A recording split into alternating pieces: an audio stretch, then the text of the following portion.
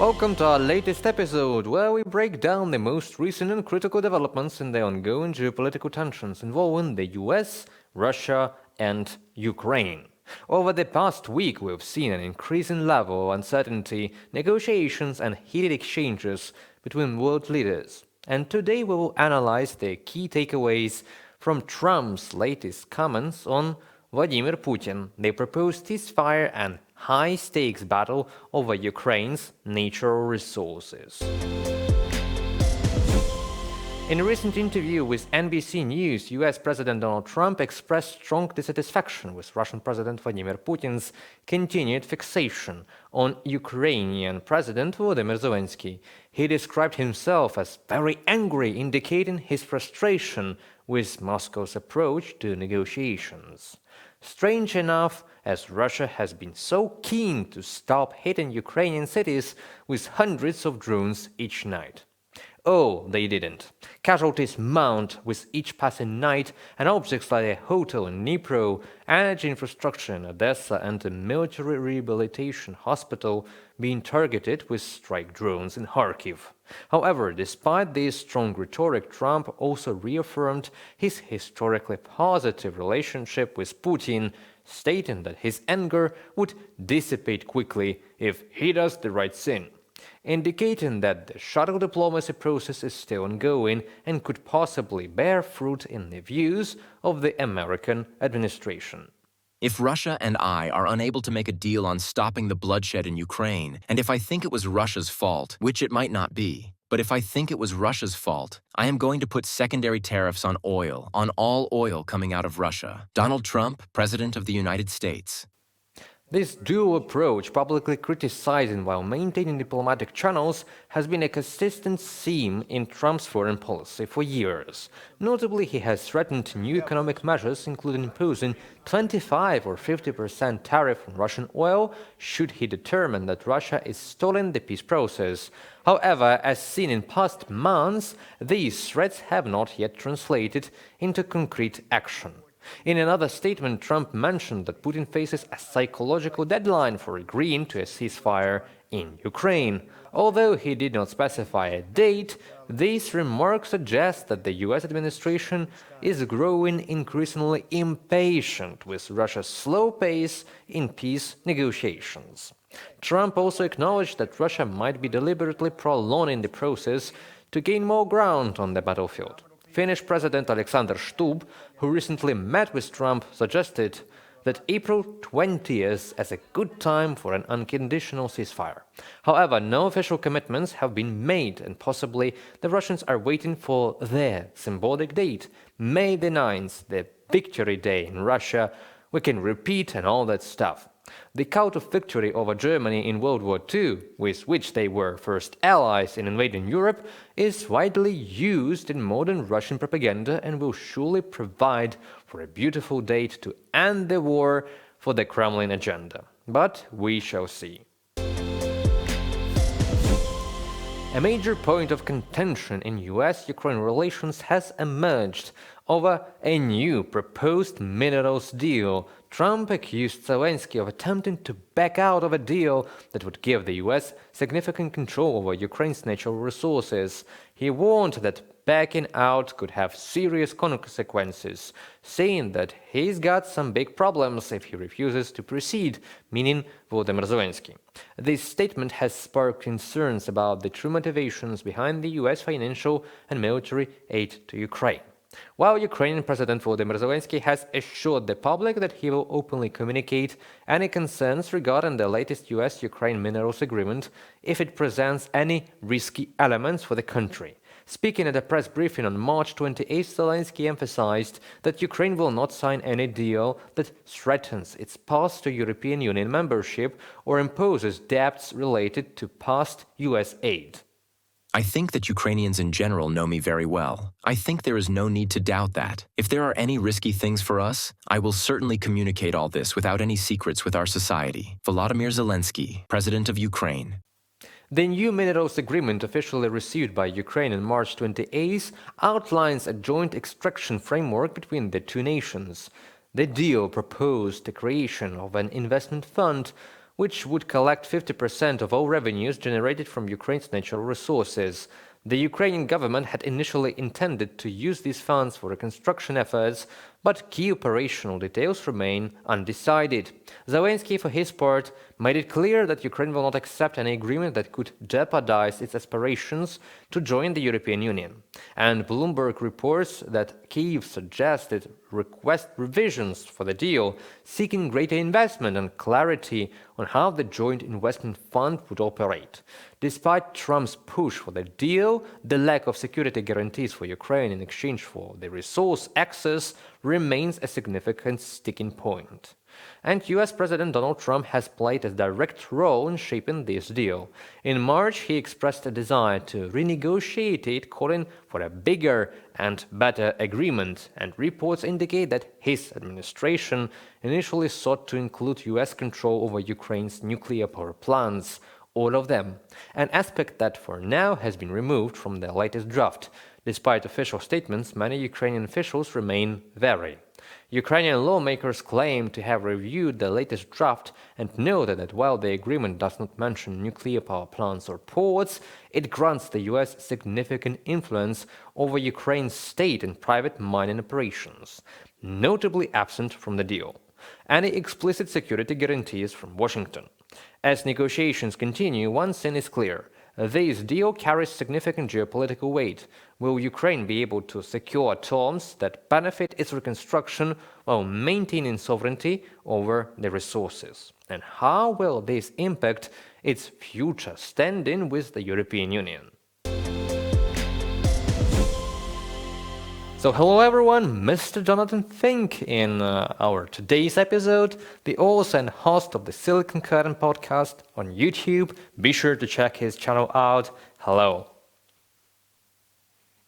Hello. Absolutely delighted to meet you. As usual, I'm really glad to cut that bit out. Yeah, I'm really glad to see our audience, friends from other YouTube channels on our channel, and to start the discussion, the talk, you have plenty of experts and content creators and influencers and journalists on your podcast, Silicon Curtain. What's their overall mood? What's their prognosis on the current shuttle diplomacy implemented by the United States? I mean, the ceasefire that didn't take action, the negotiations, and will there be something on May the 9th, the Russian Victory Day, probably?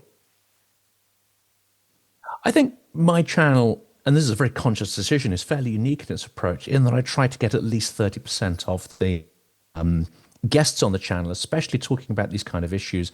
I try to make sure they're Ukrainian experts and Ukrainian voices. That is extraordinarily important because Ukrainians and actually people who are geographically closer to Russia have a different perspective on what Russia's motivations and intentions are than many Western commentators. And unfortunately, I watch a lot of material, but I'm very selective on who comes on the channel. And I want people who really understand the long-term behavior of Russia, not just over the last couple of days, the last couple of weeks during the Trump regime, but going back to, the last 2 decades, to the Minsk Accords and breaking all of those.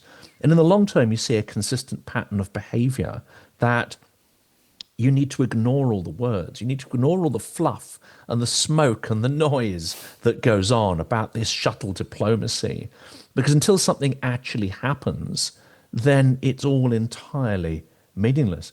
And I think Trump operates on that same level. Here's a bunch of noise, here's a bunch of things to create news headlines. And much of the media obliges. And they go and they repeat what he says. Oh, he said this about Zelensky. He said this about Putin. He's very upset with Putin. Is he? Is he really? Is he upset enough to actually do something about it, to impose secondary sanctions? Is he upset enough to try and crash the Russian economy? Is he upset enough to give Ukraine what it needs to win? No, he's not. He's not doing any of these things. So the words really don't matter.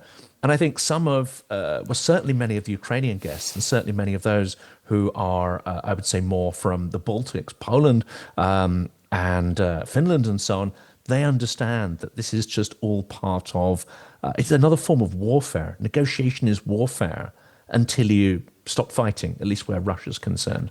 I can see, I understand what you're meaning, that actions are always more important and more demonstrative in intentions than words. And yes, I will agree with you on that. Right now, what we are seeing is some kind of turmoil. So the big chaos started in Europe. Denmark is suffering some kind of Ukraine flashbacks with all these claims that Greenland will be the 51st state, we need Greenland, and all that.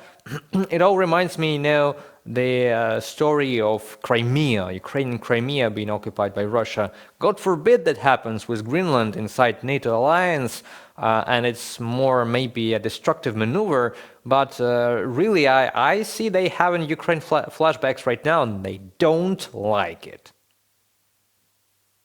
No, and the rhetoric is similar. I mean, many in the West will not understand the parallels you're talking about. But again, it's important to get Ukrainian perspective because the things that are being said by many within the Trump administration, some of those phrases about Denmark being a bad custodian of Greenland, they've done a bad job, etc., etc.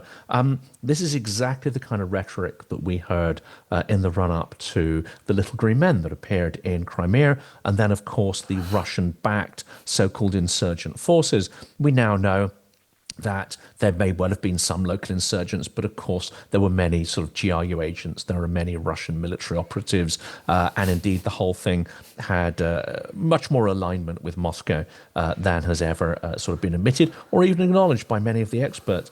The challenge, of course, here is this more bluff, is this more bluster, or is there something deeper behind it? And I fear there is. I fear that, and many of the guests I've had on recently, including Edward Hunter Christie, Cormac Smith, and many others, seem to concur in this. And that is that Trump is looking at the actions of Putin, Xi, and others, and he wants to emulate them. He has become the apprentice to dictators, and to him, that kind of imperial, extractive, acquisitive mentality and way of doing business feels closer to him, feels close to his personality, feels close to his understanding of how business works. And unfortunately, it's not good news for small countries. I say small countries as in Britain, Ukraine, in their view, are not peers. We are all seen as countries that do not have genuine sovereignty. So whereas if you listen to Dugin and others, this is how Ukraine has been talked about for years, they're starting to not just talk about, but actually look at and consider all countries that are not hegemonic sort of superpowers in their point of view as not having, I would say, full-blown or even valid sovereignty. And if you don't think an entity has sovereignty, but it has something that you want, or is in the way of having a better relationship with Russia, or some grandiose geopolitical plan, well, if you don't count them as an equal, if you don't really place much value on their partnership, then the thought is quite terrifying of what you might be prepared to do to those countries. So let us remind our viewers that Alexander Dugin is a philosopher, is a really neo-imperialist Russian visionist, revisionist. He also has a long beard like Rasputin. He wears a robe. Solzhenitsyn as well. Yeah, he really looks like Rasputin in some terms. And he's an ideologist of Russian world ideology, the ideology that there are some imperial powers and all other countries in the world do not matter, that need to be conquered and subsidized, submitted to stronger powers. With what you're saying, I believe that in the eyes of these group of people that you mentioned before, only countries with nuclear capabilities are seen as sovereign nations, or at least countries, entities that have some degree of sovereignty. Like Denmark doesn't have nuclear weapons. UK has, France has, and, that's all in Europe. It is, and of course, they'll probably be looking at the UK nuclear deterrence and thinking, well, we ultimately have veto over that. So I don't think that gives Britain the concept of sovereignty as a peer territory in that point of view. I'm not sure. I'm not sure Trump actually realized that France had an independent nuclear deterrent, because I also suspect that his knowledge of certainly historical context, but also geopolitical context, is very, very bad. And even when he's told things, I'm not sure, too many of them actually sort of penetrate his skull. Not because I'm calling him stupid, because he has other things that he is obsessed with. He has these deals, these mineral deals, this, that, and the other, his property deals. This is what he's focused on. So I think some of the details of geopolitics don't quite sink in. I think there was a scene recently where it was explained to him that France has an independently built sort of nuclear deterrent using the platform of their own technology, and that the US doesn't have a veto over it. I think that probably came as quite a shock to him. I wonder whether that is still at the forefront of his mind or not. And of course, there are conversations about the nuclear umbrella being extended to Germany and potentially to other parts of Europe. We have these extraordinary conversations happening about America wanting to take over Ukraine's infrastructure. So and nuclear power plants, to be for 1 second. And nuclear power plants, exactly. Not because they're interested in power generation, it's because they would want to deny Ukraine the ability to develop an independent nuclear deterrent in future. They do not want Ukraine to become a peer power, to develop its own sovereign democracy, to use sort of Dugin's terminology. In this way, Washington and Moscow, unfortunately, are aligned, and actually have been aligned since the Budapest Memorandum. They did not want Ukraine to be an independent entity, a powerful, separate, independent culture and economy with a nuclear deterrent.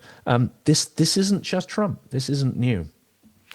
Okay, so let us remember the 2008 NATO forum in Bucharest, where the US president wanted Ukraine to join NATO, but some other leaders of countries say, no, we cannot do that because Mr. Putin would be angry at that. And we got the invasion of Georgia soon afterwards. And later we all know what happened 2014 Ukraine and 2022. But these times are turmoil, and the times are changing.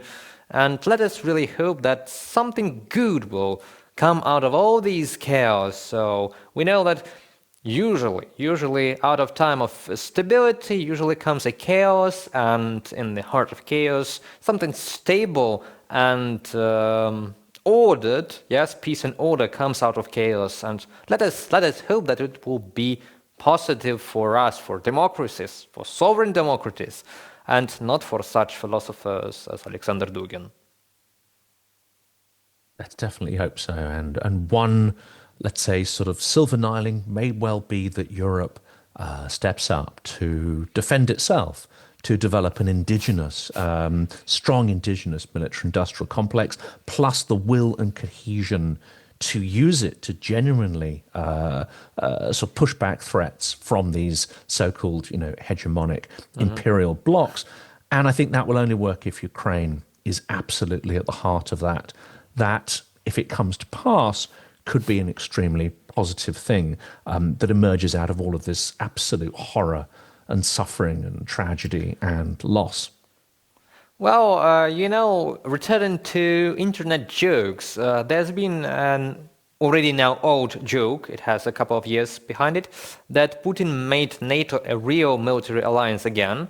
And now there's a joke that Donald Trump made EU the real federation for the first time in 70 years of its existence. So right now, the bloc is really looking forward into its own independence in the geopolitics, not just being part of the US-led world order, but settling something other. And that has evoked the reminiscence of BRICS. Yes, so these economic political alliances are trying to provide an alternative. While United States have its dollar, BRICS doesn't have its currency. Europe has euro, and there's a lot of trade being done in euro, and it has really more chances than BRICS to skyrocket in economy terms, in economy influence over the world. I think so. I mean, BRICS, as far as I can tell, I'm not an economic expert, but I have obviously interviewed some who absolutely are. Timothy Ash, for instance, is one of the foremost economists in the UK, geopolitical economist, and also as an expert on Turkey, which is a kind of interesting things happening there as well. But there does not seem to be a fundamental economic, political, or even military defining logic to the countries in BRICS. They are in opposition to the previous order, the established order. So I think in this conversation we've sort of concluded that order is bound to change, is going to change, and the form of the new order that emerges has not yet come to pass. But I do not see that order coming from BRICS or from that structure in any shape or form. Well, that is really much food for the thought.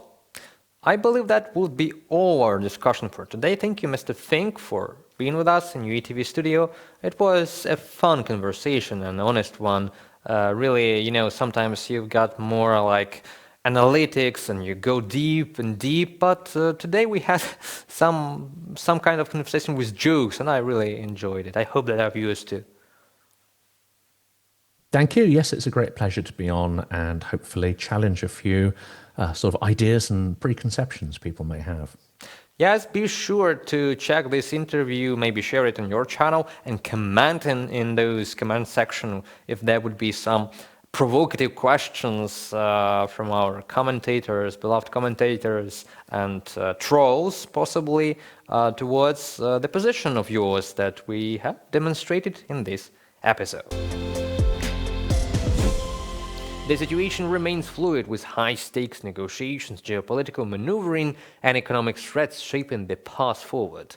While Trump has floated the idea of further economic penalties on Russia, his administration has simultaneously sought to cut a natural resources deal with Moscow. This dual-track approach raises questions about how committed the US is to maintaining pressure on the Kremlin. For Ukraine, these coming weeks will be crucial in determining whether US will stand firmly behind Kyiv or push it into a compromise that may not align with long-term national interests. With Putin showing no signs of retreating and Trump balancing between pressure and diplomacy, the world is watching to see how these powers dynamics will unfold. And that's all for today's wrap-up. Stay tuned as we continue to follow these critical developments. Thanks for watching and see you next time.